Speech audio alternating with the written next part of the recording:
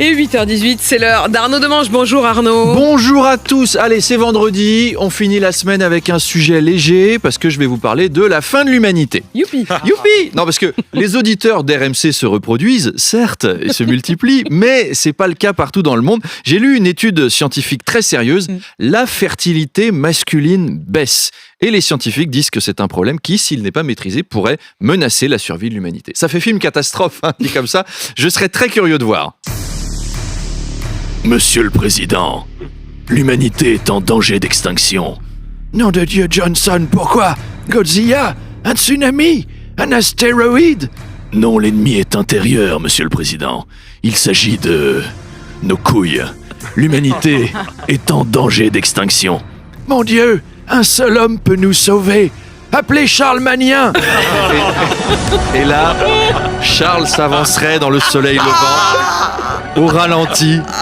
Des soldats américains écraseraient une larme d'émotion en le saluant devant le sauveur de la race humaine, notre Charles, entièrement nu, sa queue de cheval dansant dans le vent américain.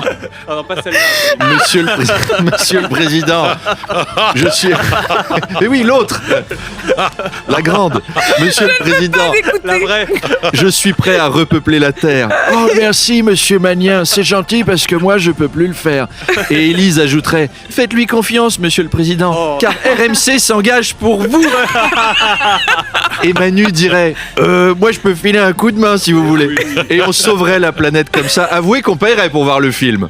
Magnifique. Ressuscitons le cinéma. Arnaud, à propos de sauver la planète, la Oui. COP27 se termine à Sharm el-Sheikh. Oui, une COP27 qui n'aura pas été emballante, hein, c'est le moins qu'on puisse dire. Après, qu'est-ce qu'on pouvait attendre d'une conférence climat sponsorisée par Coca-Cola, quand même le plus gros pollueur plastique mondial? C'est un peu comme si Willy Schrein montait une association pour le bien-être des sangliers. On aurait des espoirs tout relatifs. D'ailleurs, je ne sais pas si vous avez vu, mais la COP28 aura lieu à Dubaï. C'est approprié, ça aussi. C'est vraiment organiser la journée mondiale de l'enfance chez Jean-Luc Lahaye et Jean-Marc Morandini.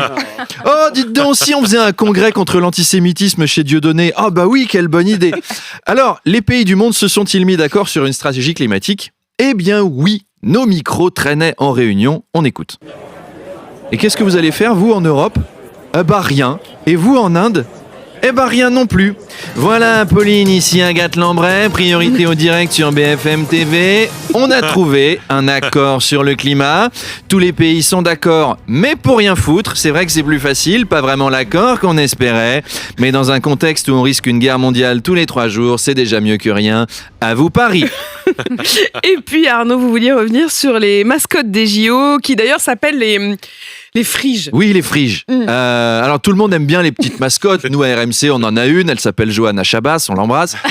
Et donc, les friges que toute la presse a comparées à des clitoris, dont moi.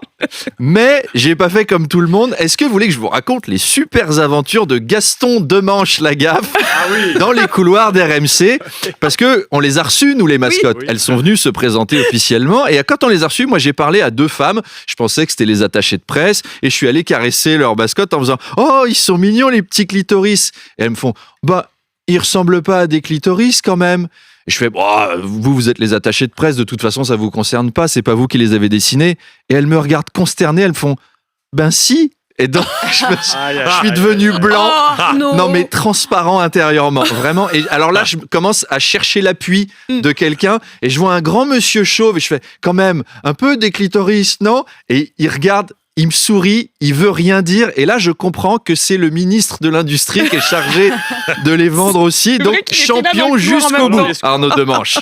C'est toujours un truc bizarre, hein, les mascottes. Aïe, aïe, aïe. Vous avez vu la mascotte de la Coupe du Monde au Qatar? C'est un petit voile qui joue au foot, on dirait Casper, le petit fantôme. Vous l'avez pas vu? Si. Je pense que ça doit symboliser les ouvriers morts sur les chantiers, ce petit fantôme. Moi, je lui ai trouvé un surnom.